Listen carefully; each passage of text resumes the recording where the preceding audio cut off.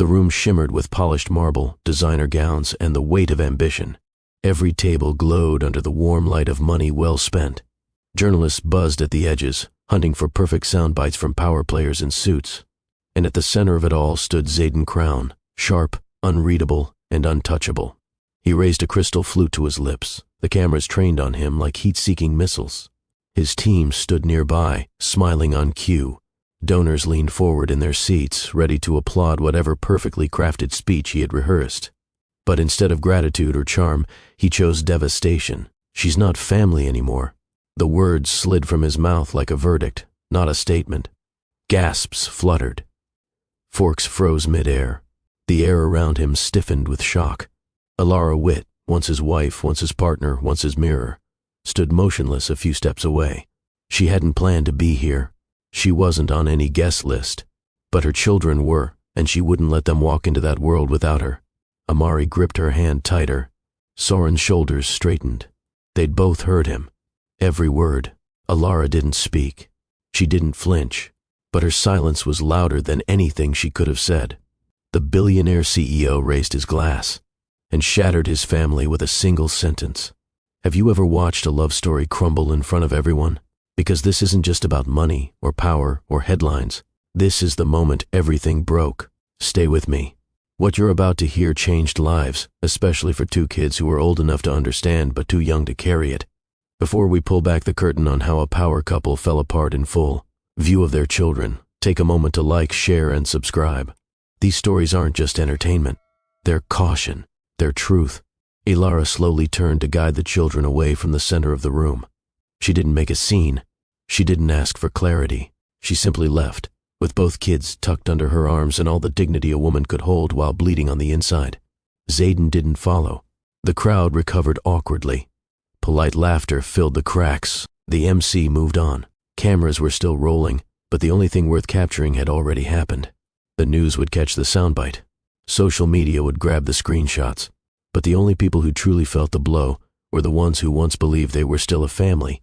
The cameras may have moved on, but the silence in that moment had a way of lingering, like a slap that echoed long after the hand was lowered. Zayden adjusted his cufflink and looked away, as if what he'd said was nothing more than a business clarification. He'd mastered the art of compartmentalizing, dividing his life into airtight containers. One for the company, one for the public. One, long buried, for the people who once meant everything. But the twins didn't live in compartments. Soren's hands were clenched, tucked deep into the pockets of his blazer. His eyes didn't blink. His mouth didn't move. But Alara saw it, the question forming behind his stillness. Did he mean that? About you? About us? Amari's mascara had smudged. She tried to wipe it away before anyone noticed, but her cheeks betrayed her. She pressed her forehead into Alara's hip, hiding, always the more sensitive of the two. Amari had never learned how to be numb. She felt everything. The three of them slipped toward the back exit, away from the spotlight. Every step away felt like peeling off a memory that no longer fit. Someone in the crowd whispered her name. Another reached for a handshake.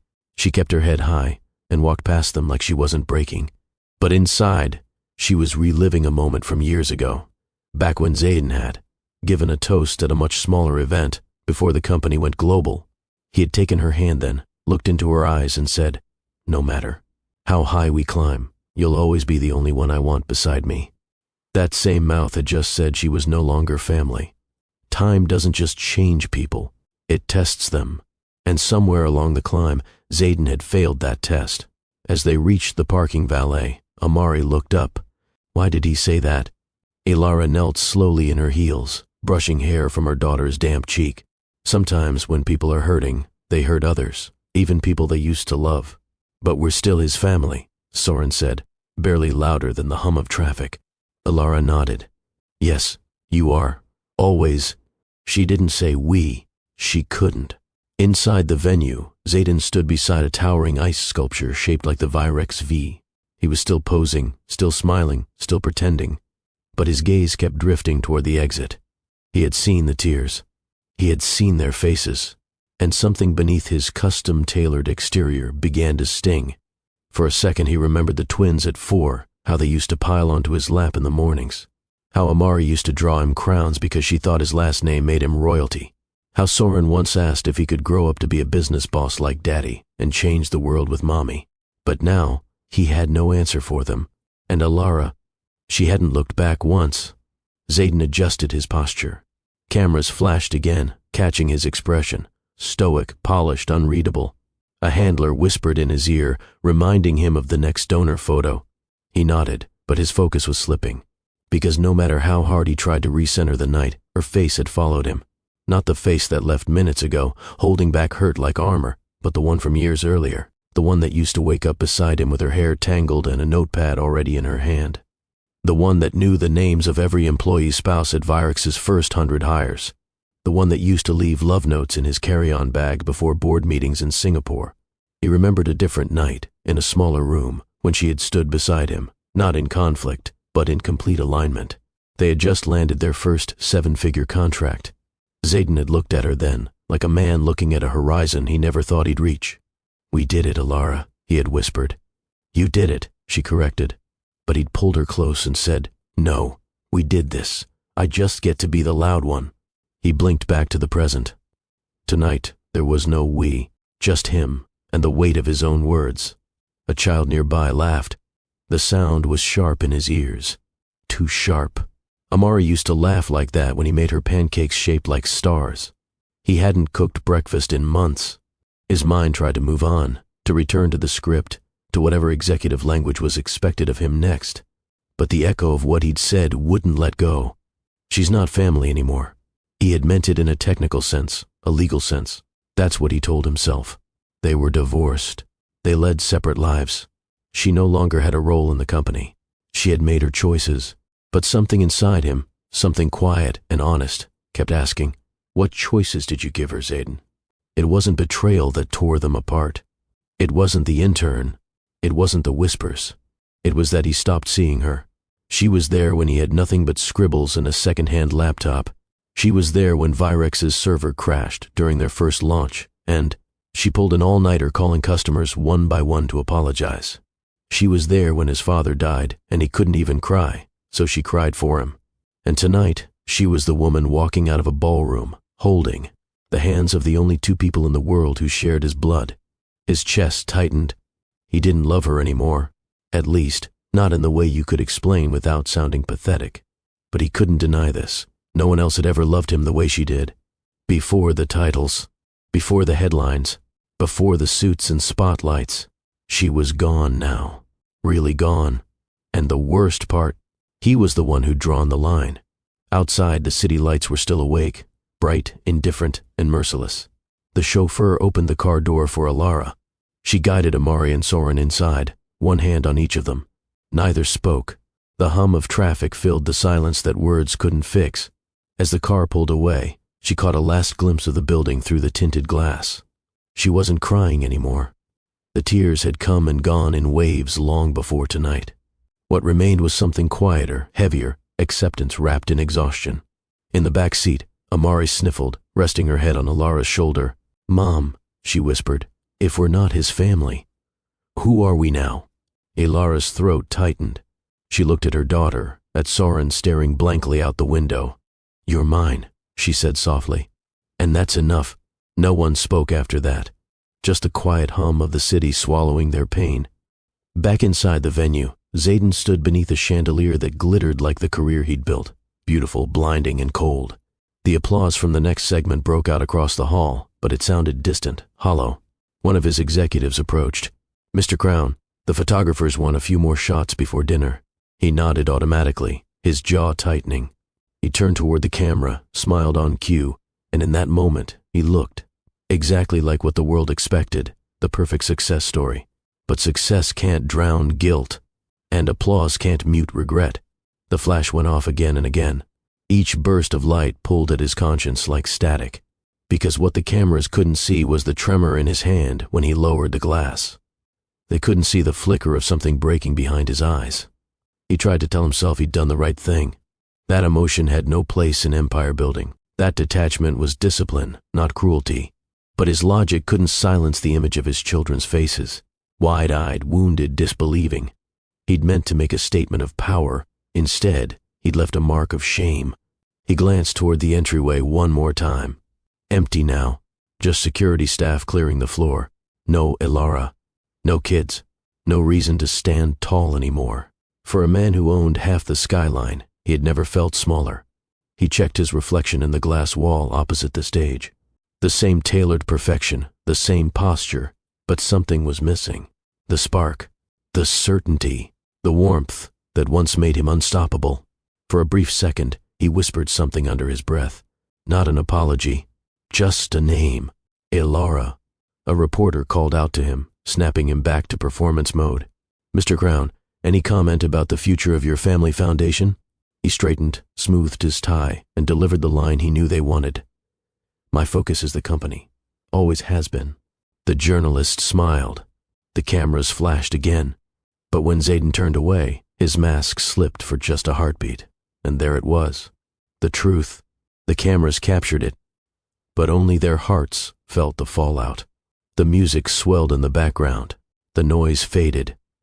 What remained was a memory, one that refused to be buried. Because once, before the wealth, before the distance, there had been a beginning. And it started in a cramped Brooklyn apartment with two dreamers who believed love could build an empire. It started with a cracked phone screen and a blown fuse. Zayden Crown, 25, slept on a mattress that had seen better years and coded at a second-hand desk with a missing leg. His Brooklyn walk-up shook every time the subway passed, and the heat barely worked in winter. But none of that mattered to him. What mattered was the glowing laptop screen and the stubborn belief that he was building something the world couldn't ignore. He was running 3 app prototypes simultaneously, pitching them to investors who never replied. He'd maxed out 2 credit cards and hadn't called his mother back in a week. Sleep came in short, jittery bursts. His fridge contained 3 energy drinks and an expired yogurt. But his ambition, that was alive. Zayden wasn't after survival. He was after dominance. He didn't want to create just another app. He wanted to change the way business moved. Data, strategy, precision. That was his religion. The doorbell buzzed late one afternoon. He opened it to find a woman with a camera bag, no makeup, and a look that said she had better things to do. Ilara Witt. "You emailed me about a freelance pitch deck," she said, brushing past him. She scanned the apartment. No couch, wires everywhere. A whiteboard on the wall filled with words like disruption and exit strategy. "You call this a workspace?" She smirked. He grinned. "It's not the space that matters, it's what happens in it." That was their beginning. The project was supposed to last 2 weeks. It turned into 3 months. Then something else, something harder to define. They worked side by side, him coding like a man possessed, her mapping user journeys and building. Pitch decks that looked like they came out of a $10,000 Madison Avenue studio. They argued about fonts, debated app features, and lost track of time. Coffee breaks turned into 3 a.m. debates on product market fit.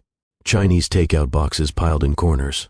Her jacket stayed draped over his chair even on nights she wasn't there. Zayden wasn't used to anyone keeping pace with him. Most people got tired, or bored, or intimidated. Ilara did none of those things. "You don't scare me," she told him once, during a fight about pricing strategy. "You're supposed to," he shot back. "Then you're doing something wrong." There was laughter after that. The real kind, the kind that only shows up when 2 people realize they've found someone who won't flinch. Their chemistry wasn't just romantic, it was creative, strategic, unfiltered. She didn't stroke his ego, she challenged it. She asked questions that made him think harder. And he loved that. The moment it all shifted was over a bowl of overcooked ramen and a sketchpad full of app wireframes.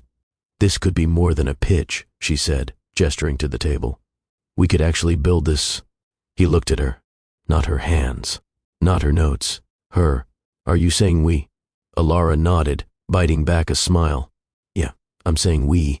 That night, the first version of what would become Virex was born, not from investors or incubators or corporate planning, but from 2 people with no budget and 0 backup, sitting in a cramped apartment with a shared obsession. They filed the LLC 2 weeks later. Zayden was the engine. Ilara was the compass. He thought in moves. She thought in meaning. Together, they built something real. But even in those early days, the difference in their visions flickered beneath the surface. Zayden always wanted more users, more capital, more edge. Ilara wanted more purpose, more humanity, more balance. They didn't notice the friction yet. They were too busy trying to make payroll with borrowed money and pitching VCs with frozen bagels in their backpacks. She moved in without ceremony. One day her suitcase was in the hallway.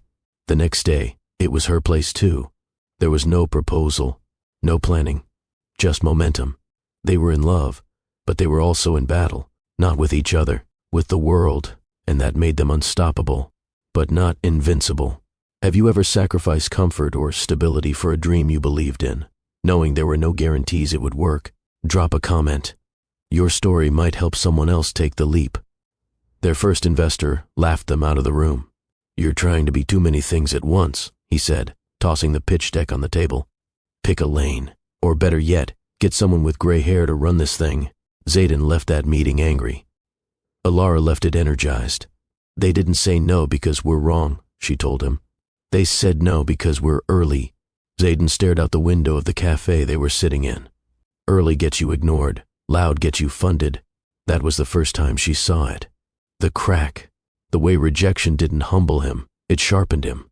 Still, they kept building. They launched the beta version with barely enough server space to handle 1,000 users. The app crashed. Twice. Zayden didn't sleep for 36 hours.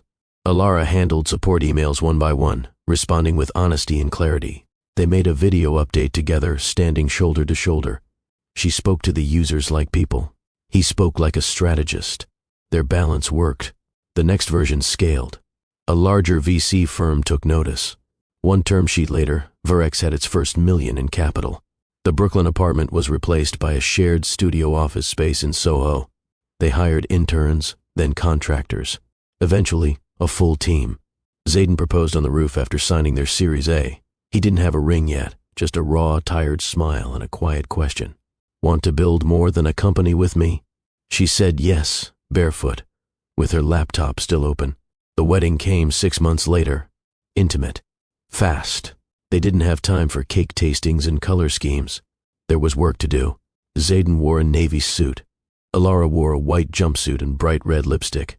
Neither of them remembered much about the vows, except that they promised to keep chasing the dream, together. For a while they lived that promise. Board meetings by day, baby bottles by night. Alara managed both with calm precision. Zayden operated like a machine, constantly pushing, constantly calculating. They bought a loft, then a brownstone, then a penthouse, each place bigger than the last, each symbolizing what they were building. But with each level of success, the balance between them shifted. Zayden started moving faster. Alara started asking deeper questions. Do we still know who this is for? She asked one night while reviewing a new feature proposal. Zayden barely looked up. It's for growth. No, I mean, people. Who are we helping? We're helping ourselves. That's what founders do. That moment passed quickly, like a flicker in a storm. But Alara filed it away, because she remembered a time when helping people had been his reason too. She remembered a late-night walk through Bed-Stuy when he said, if I ever become the kind of guy who only sees numbers, pull me back. He was already halfway there. But the numbers made it easy to ignore. Success became a sedative. He saw market trends. She saw people. He spoke in metrics. She listened for meaning. The connection between them didn't die. It dulled, like something valuable stored too long in a locked box. There were still moments of joy. The birth of the twins. Their first press feature.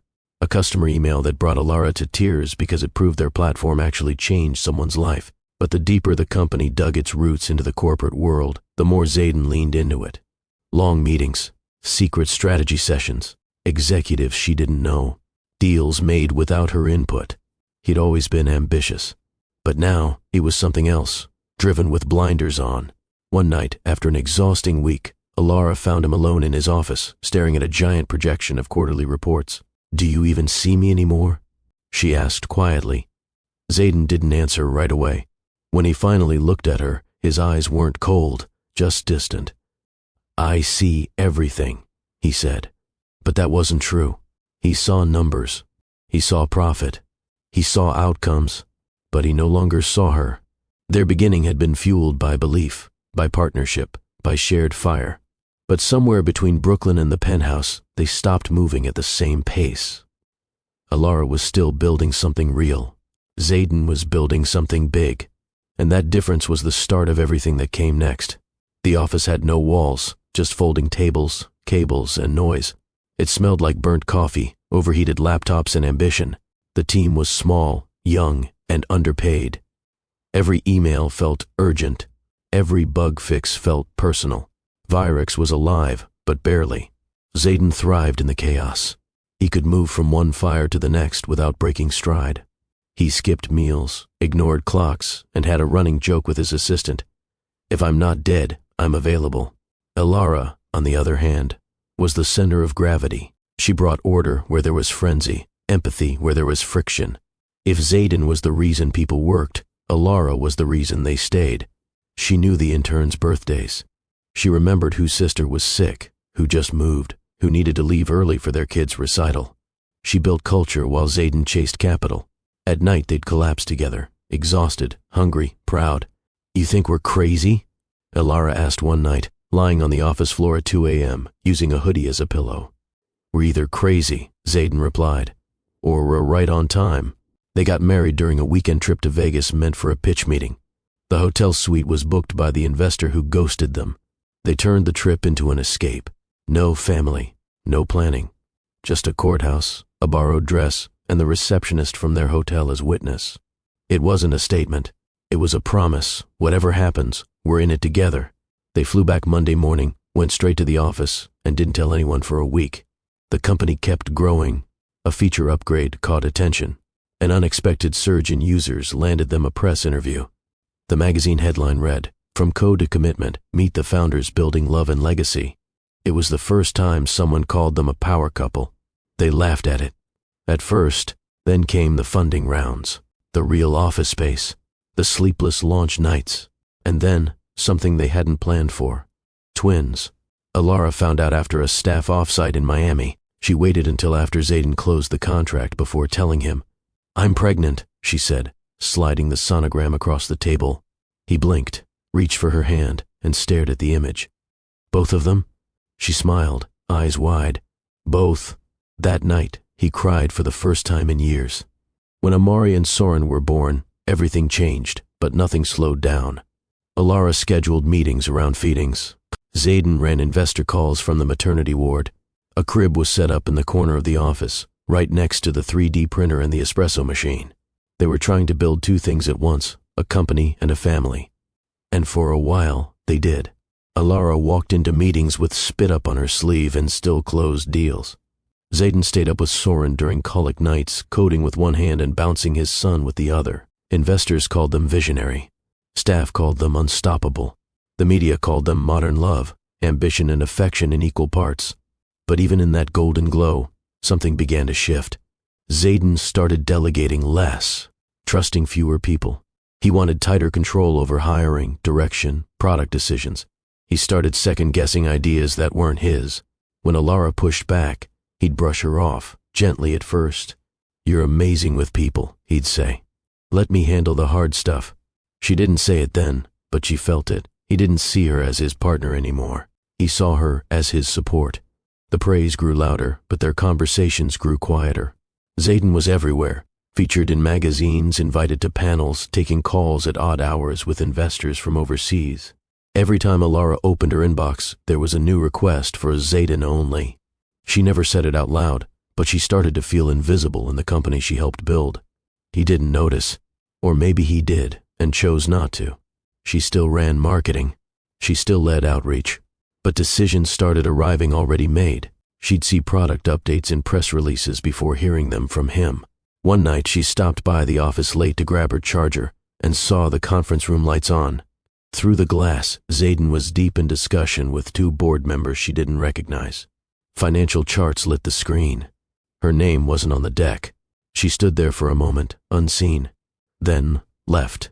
The next morning she asked, "When were you going to tell me about the defense sector proposal?" Zayden was shaving. His tone was flat. "It's just early talks." "With who?" "It's not important yet." That was new.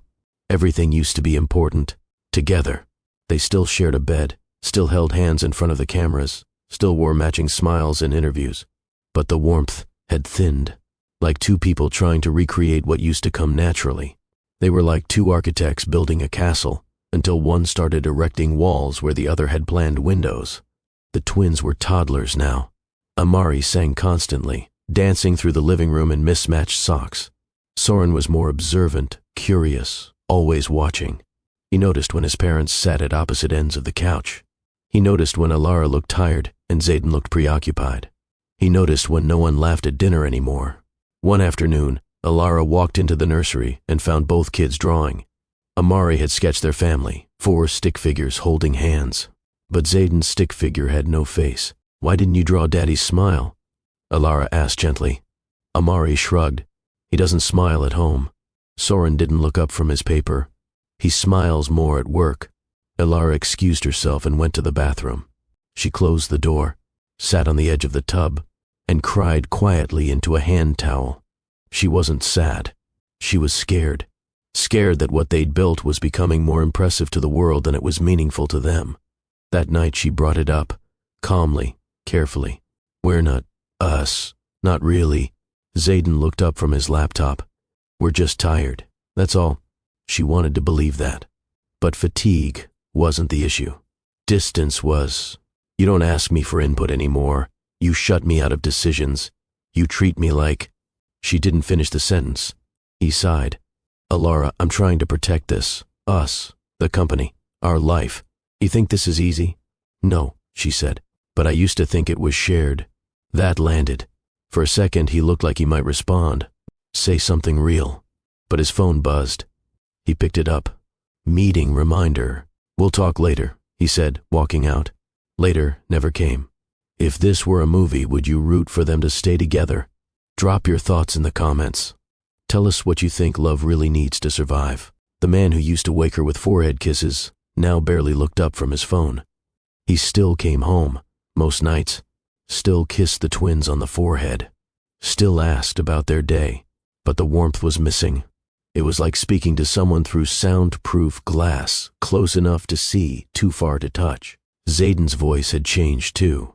No longer playful, no longer spontaneous. Every word sounded measured, filtered, sterile. He started using phrases Alara never heard from him before. Public perception, risk management, message control. He spoke like a man in politics, not a husband, not a father, not a partner. The drift didn't happen overnight. That's what made it harder to fight. At first, it was small. Missed dinners, work calls during bedtime stories, eyes that no longer searched hers for reassurance. Then came the intern. She was young, ambitious, always around. Her name started showing up on internal memos, then in news articles. Headlines danced around the word affair but never said it outright.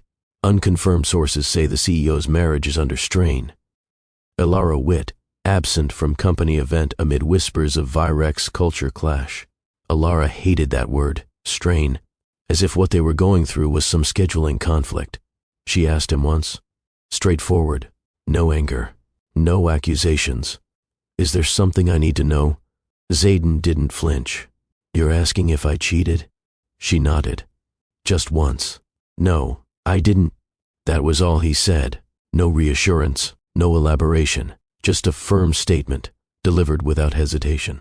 He didn't try to win her trust back, just assumed he still had it. She wanted to believe him. She truly did, not because of what he said, but because of who he had been. She told herself, he's under pressure. The company is in transition. Will get back to us. But time didn't take them back. It carried them further away. He missed Amari's art recital. He said he'd be there. Promised. Even sent a voice note to remind her he wouldn't miss it for anything. But she stood backstage holding Amari's hand as they looked out at the empty row where he was supposed to sit. Alara clapped twice as hard, hoping to make up for the silence. 2 days later, Zayden showed up late to Soren's chess tournament. The game had ended. His son had already packed up the board. Zayden brought a trophy from the office, metal, impersonal, engraved with "Winners Think Different." Soren looked at it, nodded once, and handed it back. Zayden didn't understand the rejection. Soren had already learned not to expect applause from people who arrive after the work is done. That night, dinner was quiet. The twins whispered to each other at the far end of the table. Alara sliced vegetables without speaking. Zayden scrolled through his phone, replying to emails between bites. Alara looked across the table, studied him, and thought, this is what absence looks like when it shows up in person. It used to be different. There was a time when they would take walks late at night, just to get lost in the city. Zayden used to pull her close and whispered dreams into her ear, plans so big they almost sounded impossible. She'd laugh, call him crazy, and then help him sketch those same dreams into reality. One night, not long after they signed their first major contract, they had danced barefoot on the hardwood floors of their empty office. No music, no audience, just two people in love with what they were building. Alara would replay that memory in her mind, especially on nights like this. She sat alone on their living room couch, her journal open on her lap. The pen had been still for 10 minutes. Across the penthouse, Zayden stood near the bar, pouring a second glass of something too expensive to admit he drank alone.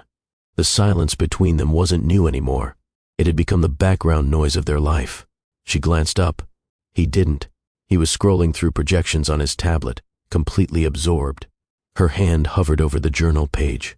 Finally, she wrote, I miss him, but I'm not sure he exists anymore. Zayden swirled the drink in his glass, watching the ice melt. There was a knock at the door, room service. He signed without looking, took the tray, and brought it inside. Steak, medium rare, her favorite. He didn't ask if she was hungry. She wasn't. He took his plate to the dining table and started eating. No words, no eye contact. This was how they lived now. Two people under one roof, surrounded by everything they thought success looked like, and none of what love feels like. Later that night, he found her in the guest room. She had fallen asleep over her journal, a blanket loosely draped over her legs, her pen still in her hand. For a moment, he stood in the doorway, watching her. There was a flicker of something in his eyes, recognition maybe, regret, but it passed quickly. He turned away, walked back down the hall, and closed the bedroom door behind him. The next morning, they sat across from each other at breakfast. He tapped through emails. She sipped tea in silence. Finally, without looking up, he said, the board's concerned about the growth rate this quarter. We're repositioning some product focus. She didn't answer. He added, you'll get the memo later today. Marketing will need to adjust. Still, no reply. He looked up. Everything okay? She set her mug down gently. Her voice was soft, controlled.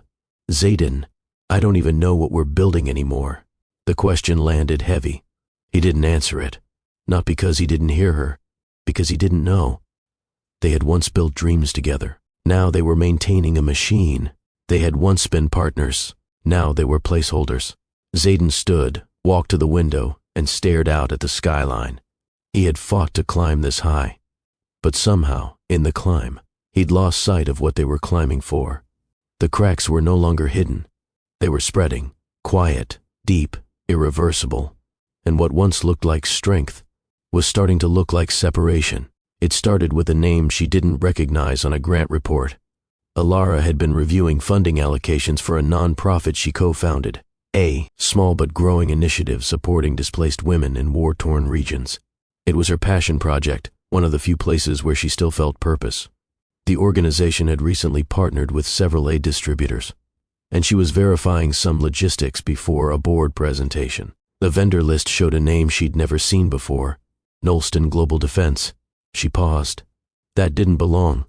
Her first instinct was that it was a clerical error, but something about it didn't sit right. The name was attached to a bulk logistics transfer, a contribution made through a private Virex-affiliated channel. She ran a search. The articles weren't easy to find. Knowlston's media presence was minimal, but tucked inside obscure watchdog reports and human rights archives, she found enough. They weren't just defense contractors. They were contractors under investigation, accused of supplying surveillance tech to regimes that had used it to track and silence civilians. They'd been blacklisted by two major humanitarian coalitions. Ilara's stomach turned. She dug deeper, tracing the path of the funding.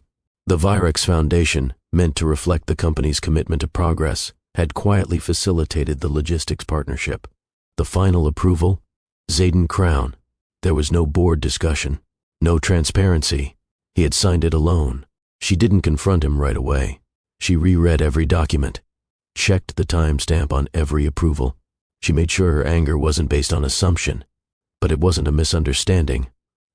It was a decision, a deliberate one. 3 nights later, they were in the penthouse. The kids were asleep. Zayden had poured a drink, loosening his tie as he scrolled through sales forecasts. Alara stepped into the room, holding a folder in her hand. He glanced at her. Something wrong? She didn't answer, just placed the folder on the table and waited.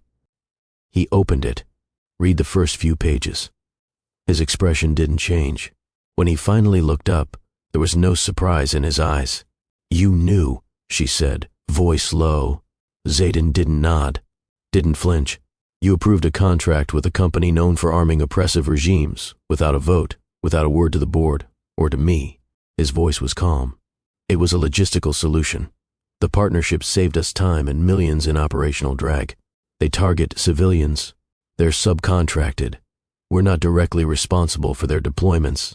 You don't get to twist this. We built Virex with a line we refused to cross." His expression sharpened. "That was before I learned crossing lines is how you stay ahead." Her breath caught. "You used to fight for what was right. Now you fight to win." He set his glass down. "That's the difference between dreamers and kings." Alara stood frozen, as if hearing the final sentence in a story she wasn't ready to end. He had said it so plainly, so confidently. There was no apology, no second thought. It wasn't just about the contract. It was about everything. She walked out of the room, quietly. There were no slammed doors, no shouting, just a silence thick with betrayal. In her study, she stared out the window at the city lights, her reflection barely visible in the glass. This was the man she had once built empires with. Now he was signing deals with shadows and calling it strategy. She sat down at her desk and drafted an email to her attorney. No emotion, just clarity. Subject: divorce options, inquiry. The next morning, she served him the papers in private. No spectacle, no noise, just a clean envelope and a hard truth. Zayden accepted them without objection. He didn't argue, didn't beg. He simply said, "If this is the move you need to make it." That response hurt more than any fight could have. For the first time since the early days of Virex, Alara left the house before Zayden. She dropped the kids at school and went straight to the Foundation office. Her team sensed the shift immediately. She wasn't cold. She wasn't shaken. She was focused, like someone who had crossed a line of her own, one drawn from years of tolerance now erased. She gave 3 interviews that week. None of them mentioned the divorce. She kept her tone professional, but something in her posture had changed. More grounded, less patient with false optimism.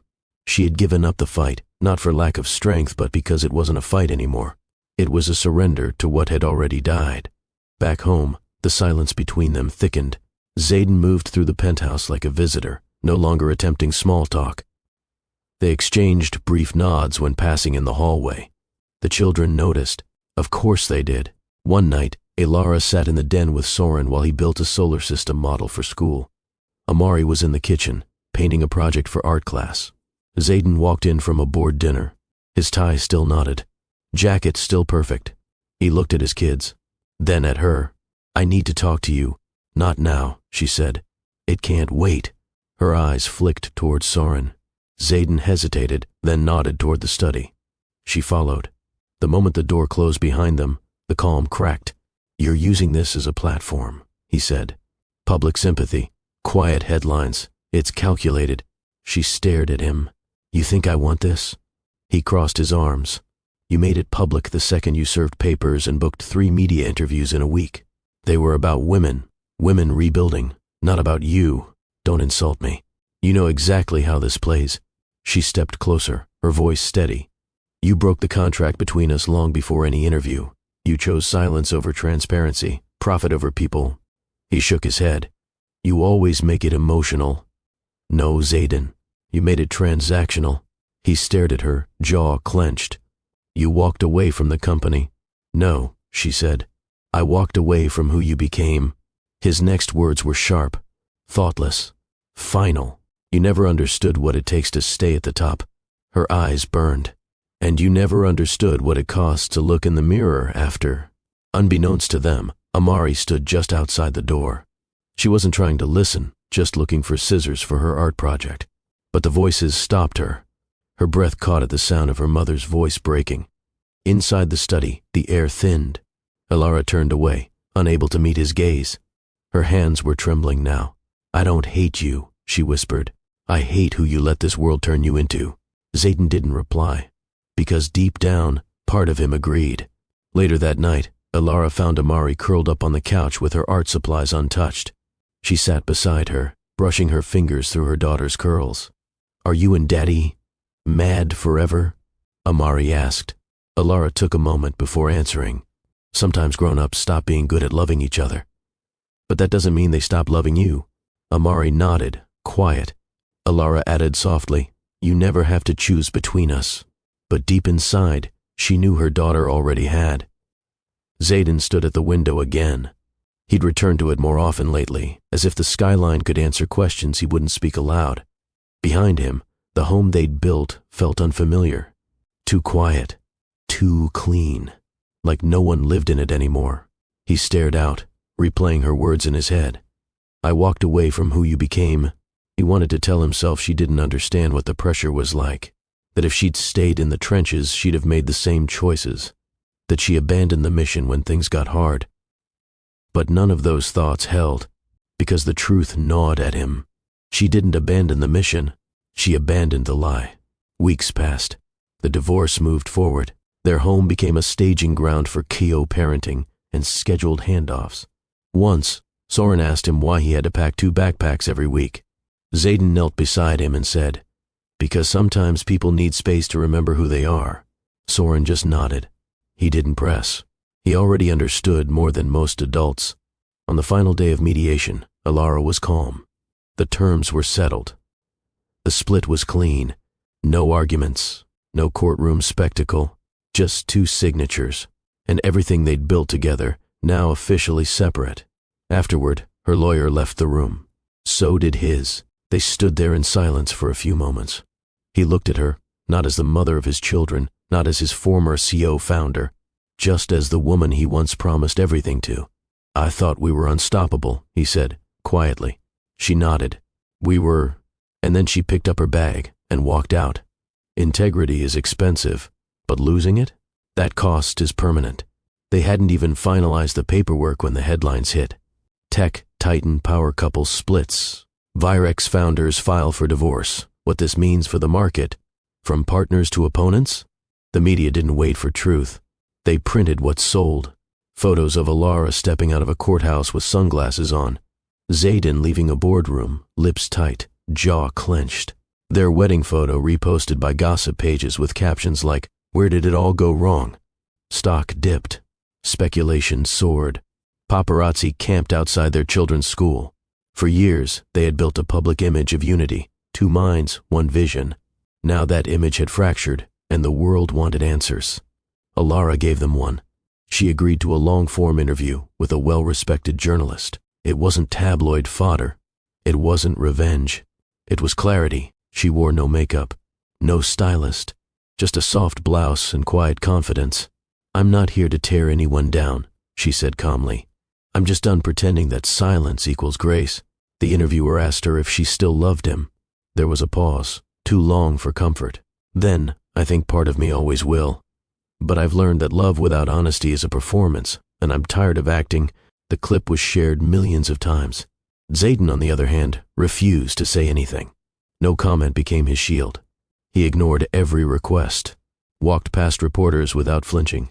Even his publicist seemed unsure if he was following a strategy or simply retreating. Privately, his team begged him to issue a statement, reassure the public, protect the brand. But Zayden didn't care, or at least he told himself that, because beneath the silence was something else, an ache he didn't have language for. Not grief, not guilt, something quieter, more hollow. Meanwhile, Alara was shrinking, not metaphorically, physically. Friends noticed her frame thinning, her cheeks more defined. She brushed it off, said she was just busy, that stress had taken her appetite. But the truth was simpler. Food didn't feel necessary when everything inside her felt like it was folding in. She started seeing a therapist, weekly at first, then twice a week. Not because she was falling apart, but because she refused to. The sessions were quiet, sometimes wordless. Other times, they were heavy with questions she hadn't dared ask aloud. Why didn't I leave sooner? Was I enough? Did he ever see me past the strategy? Did I stop being worth fighting for? She didn't cry in public, but in the therapist's office, she did. One night, Ilara stood in front of her closet, reaching for something familiar. She pulled out an old hoodie, the one he used to wear on Sundays when they had nothing to do. The sleeves were stretched from years of being tugged during early morning cuddles. The zipper was half broken. She wore it to bed for 3 nights. Then, without drama, she folded it and placed it in a donation bag. Because some memories keep you warm, and others keep you from healing. Zayden didn't plan to watch the video. It had been buried deep in an old drive, labeled in a folder he hadn't opened in years. He stumbled upon it while searching for presentation assets, files for a major investor summit. He clicked out of curiosity, then couldn't stop. The screen came alive with her laughter. The camera had been handheld, a bit shaky. They stood under cheap string lights on the roof of their first office. Ilara wore white. His shirt was untucked. Neither of them could stop smiling. Her vows were soft but unwavering. Whatever we build, I'll protect it. Not just the company, us. His fingers hovered over the pause button, but he let it play. He looked different back then. He didn't even recognize his own face. Softer, lighter, untouched by layers of pride and pressure. As the clip ended, he reached forward to close the laptop, but his hand shook. Zayden Crown, the man known for controlling markets, silencing opposition, dominating rooms, couldn't steady his hand. He closed the lid and sat in silence. There were no tears, just an ache that pressed against his chest, sharp and unrelenting. He picked up his phone. No new messages. There was no one left to call. The custody arrangement was clean, on paper. 2-week splits, midweek check-ins, shared holidays, neutral handoffs. But in practice, it was cold, especially the elevator rides. They'd agreed to alternate drop-offs at the penthouse. Whichever parent wasn't staying with the children would exit quickly. No lingering. One afternoon, Ilara arrived early. She stood by the elevator with Amari, holding her overnight bag. Soren stood a few feet back, pretending to scroll through his phone. He wasn't looking at anything. Zayden stepped out as the doors opened. He gave a nod.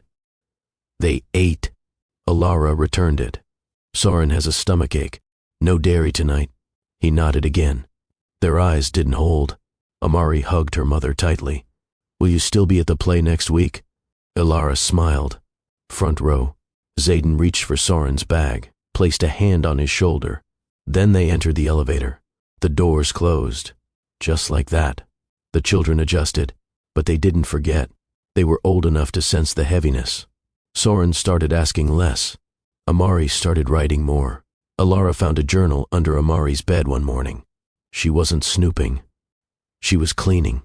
The entry on the open page read, Mom's getting lighter. Dad's getting quieter. That night, she sat on the edge of her bed, staring at the ceiling. Some endings are loud, explosive, spectacular, but theirs was none of those things. It was slow, silent, like watching something beautiful get boxed away, not because it didn't matter anymore, but because keeping it out only hurt. Have you ever had to walk away from someone you still loved? Leave a comment below. Your story might be the reason someone finds strength tonight. No one asked the children how they were doing. Not really. People offered polite smiles and soft words. You okay, sweetheart? Or how's school? But no one stayed long enough to hear real answers. Amari stopped talking much at all. She started drawing. At first it was normal. Flowers, cats, stars. Then the colors got darker. The shapes sharper. Her art teacher called Ilara after school. She's very expressive, the teacher said. But lately her drawings have been stormy. Ilara thanked her and hung up before emotion could creep into her voice. At home, Amari hid her sketchbook behind the dresser. It was filled with pages.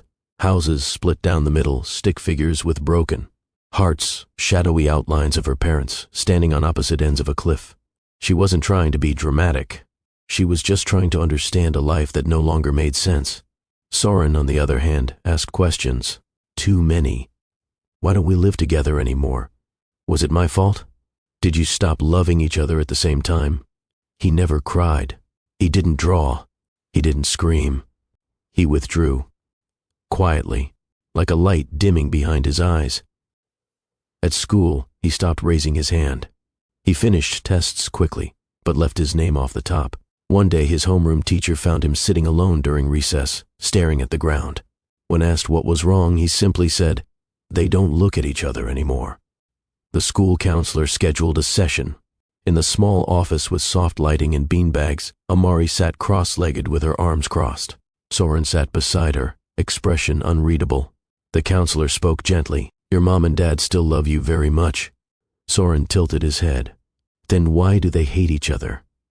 Amari didn't flinch. "They don't hate each other. They just forgot how to talk." The counselor nodded slowly. "That's a very grown-up thing to say." Amari looked down. "I have to be. Someone has to make peace." The counselor glanced at the twins' profiles and made a silent note. Later that week, both parents were called in for an update. Separately, at the Nexio parenting exchange, Alara passed the counselor's printed notes to Zayden. He scanned them quickly. She waited for a response. He didn't give one, just folded the paper and tucked it into his jacket pocket. As he walked away, Alara said softly, "They're not okay."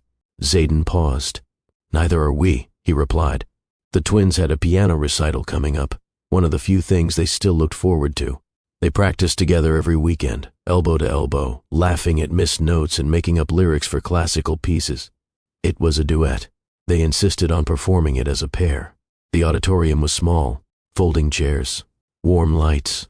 Alara arrived first, wearing neutral tones. She sat on the left side, second row. She brought flowers. Her eyes scanned the door every few seconds. Zayden arrived 7 minutes before showtime. Crisp suit, no tie. He nodded briefly at the usher and took a seat. Right side, second row. Neither waved. Neither moved. Amari peeked through the curtain, saw them sitting apart, and bit her lip. Backstage, she turned to Soren. "Do you think they'll clap at the same time?"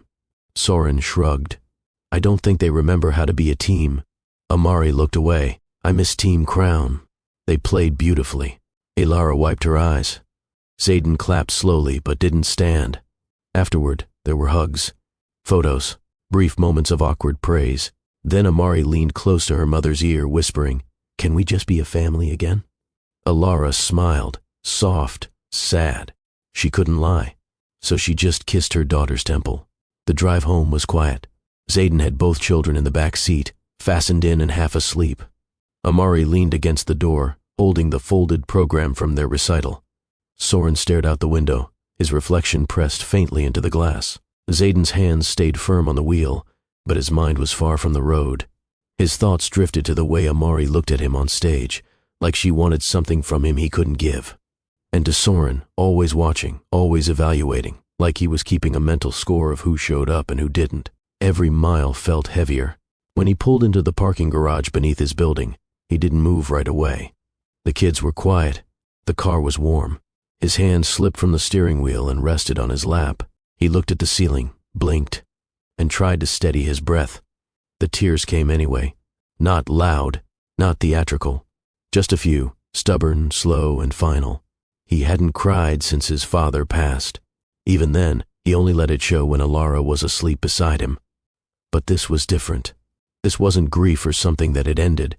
It was grief for what could no longer be fixed. Later that night, after tucking Amari into bed, he passed by Soren's room and saw the door slightly open. Soren was sitting on the floor, back against the bed, flipping through an old photo album.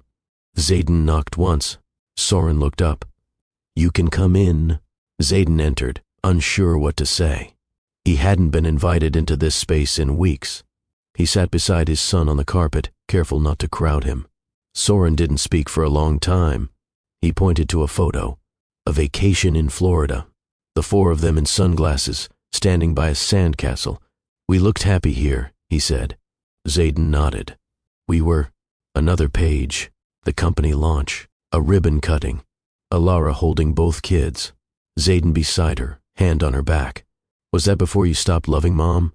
Zayden exhaled. "I didn't stop. Not all the way." Soren glanced at him. "Some parts of me always will," Zayden said, voice even. "Then why did you leave?" "I didn't leave her," he said carefully. "I left who I became with her, and that's not something a kid should ever have to understand." Soren lowered the album. I miss when we were all on the same side.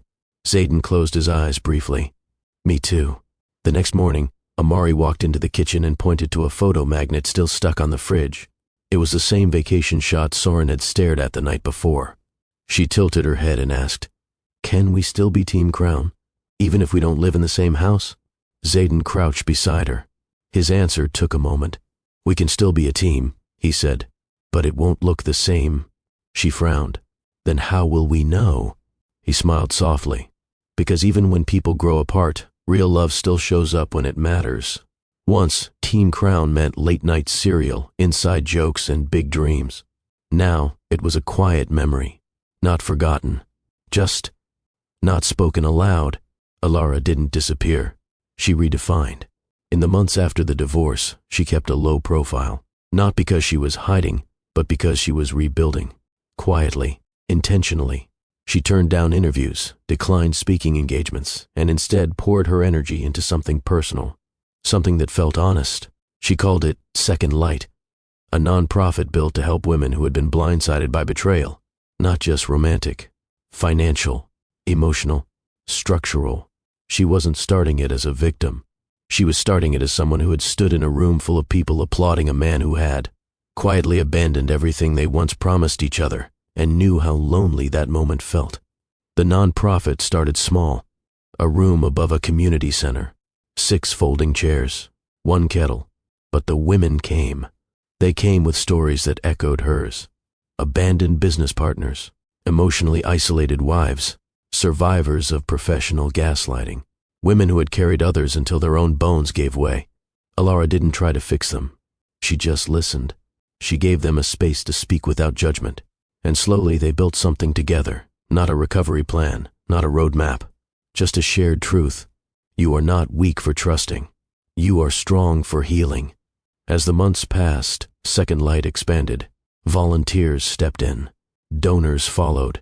What started with 6 chairs grew into an entire wing in a downtown building. Alara moved with grace. She never used Zayden's name, not once. But those who followed her work knew the story. And more importantly, they knew the outcome. She didn't just survive. She grew. Her days became full, but not rushed. Her presence felt lighter, not hollow, but free. She'd walk through the building smiling softly, carrying files, checking on staff. She knew every participant's name, their stories, their fears. She didn't play founder from a distance. She sat in the same chairs and poured the same tea.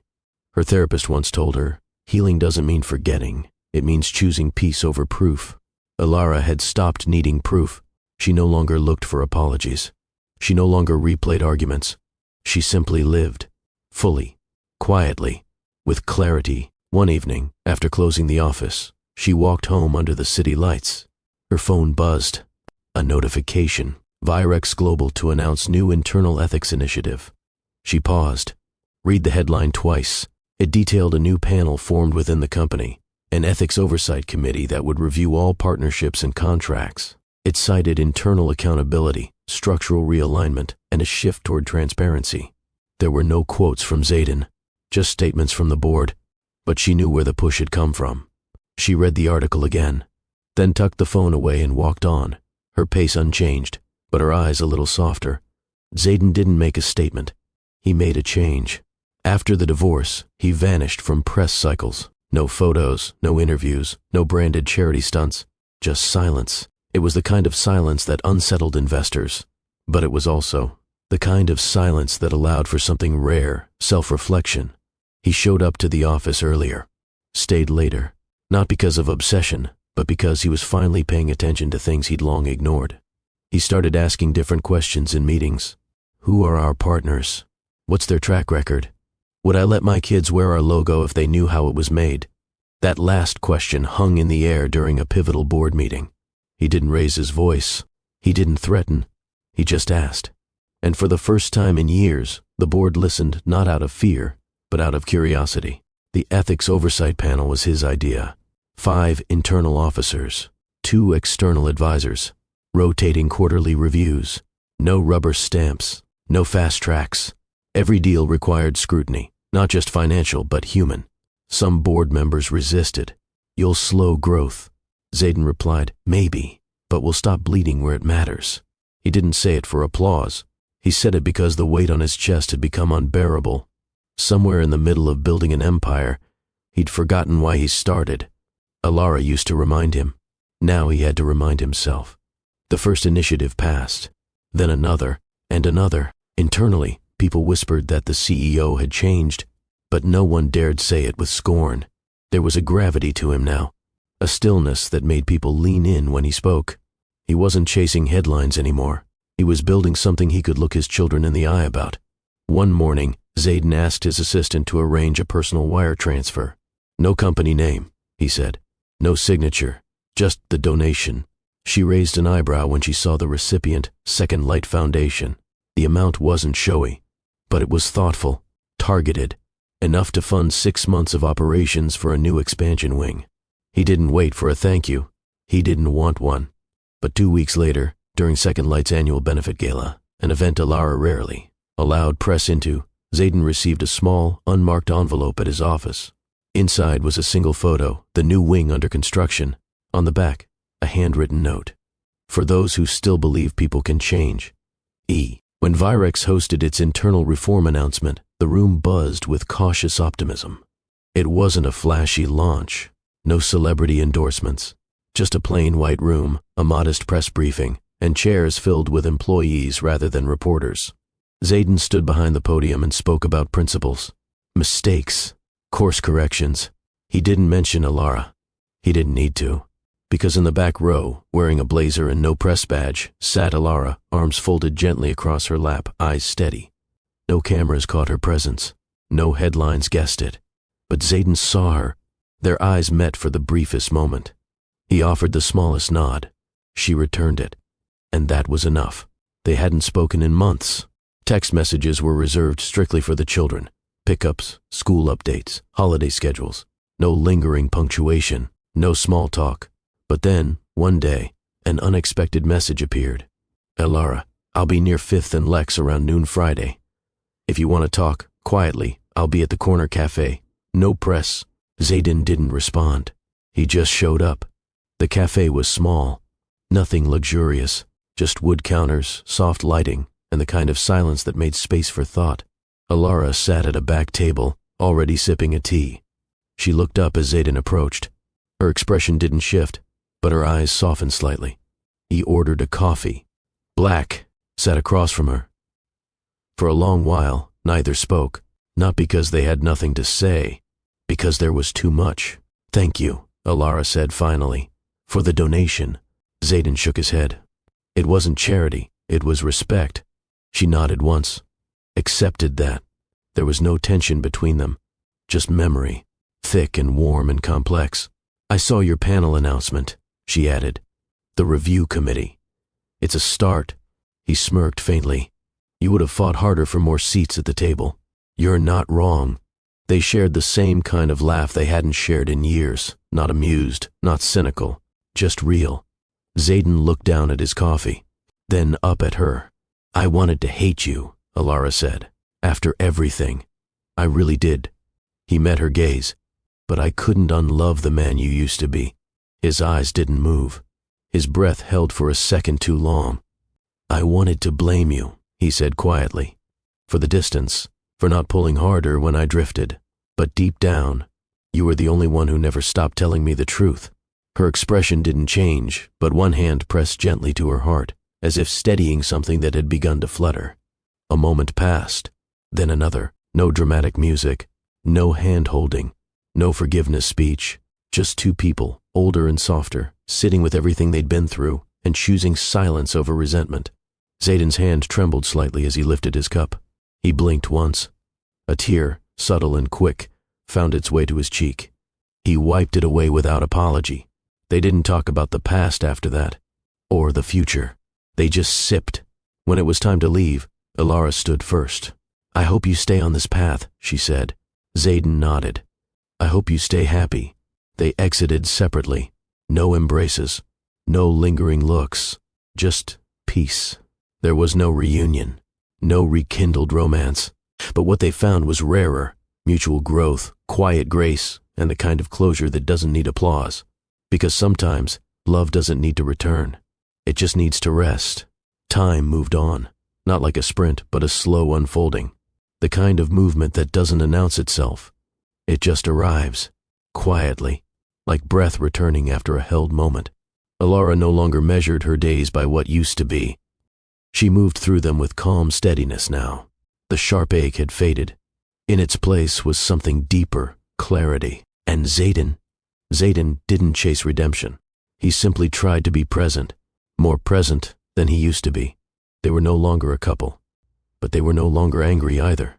They had become what most never managed to become after breaking, two people who could look at each other and feel nothing but calm. Amari turned 15 with a sketchbook full of shadows and eyes. She'd found her voice in art, and when she spoke, it was with intention. She didn't chase approval. She didn't need it. She knew the cost of forced smiles and empty affirmations. She had learned, by watching the people who raised her, that emotions deserved honesty, not performance. In therapy, she once said, "My mom taught me not to shrink. My dad taught me that power without kindness doesn't last." She didn't say it with blame. She said it with truth. Soren was 17 now, calculated, measured, a thinker, always the observer, but lately, more willing to ask the hard questions out loud. He'd begun writing, quiet essays, thought pieces, observations on human connection. He once submitted a piece anonymously to his school paper. It was titled, "Why We Stop Choosing the People We Love."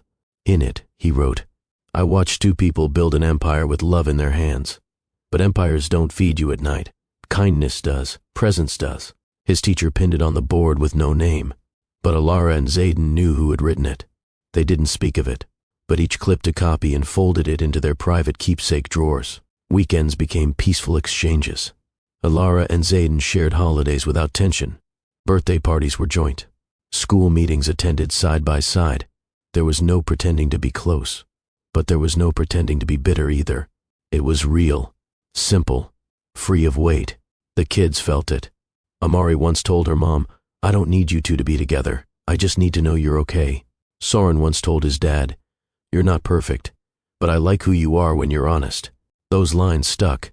They didn't erase the past, but they helped soften it. Years from their separation, there came a night that looked oddly familiar. The city was glowing, subtle, not loud.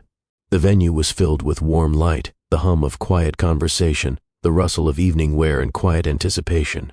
It was a benefit event for children's mental health programs. Alara had been asked to speak, not because she was a founder, not because she had a name people whispered with curiosity, but because she had lived something, survived something, and chose to turn that pain into purpose. Her speech was brief, no theatrics, no polished sound bites, just honesty. We don't always get to control what breaks us, but we do get to choose who we become after the pieces fall. She left the stage to gentle applause, took her seat near the back, exhaled. It was then she noticed him, Zayden. He wasn't at a front row table, wasn't flanked by cameras or reporters. He stood alone, hands tucked in his pockets, watching from the shadows with a quiet smile. When she met his eyes, he didn't move closer. He just nodded. A slow, soft nod, like someone tipping their hat to a memory, a recognition of shared history that no longer hurt to carry. Alara smiled in return, just once. They didn't speak that night. They didn't need to, because in that moment, something rare and sacred passed between them. Closure. Not as an ending, but as a kind of peace. What did they build together? An empire, yes, but also two children who understood what strength looked like in its softest form. What did they break? A bond that couldn't survive ambition without compassion. And what did they rebuild? Respect, purpose, a life where regret didn't have to rot into bitterness. Zayden learned that empires crumble when you forget the hearts inside them. Alara learned that love sometimes means letting go without giving up on yourself. And their children learned that healing doesn't look perfect. It looks real. At a school event months later, the four of them stood together, cordial, calm, complete in their own right. Not a family in the old sense, but not strangers either. Just grown. Zayden reached for Amari's drawing, this one filled with light instead of shadows. Soren smiled, seeing his father actually look, really look. Alara watched the three of them, the corner of her mouth lifting. Not everything had been lost. Some things had simply changed form. Was this the story you expected? If it made you pause, if it made you feel something you didn't expect, if it reminded you of a moment in your own life, like, comment, share, and subscribe to Mr. Raw's Story Trail for more real, raw tales that speak where it matters most, the heart.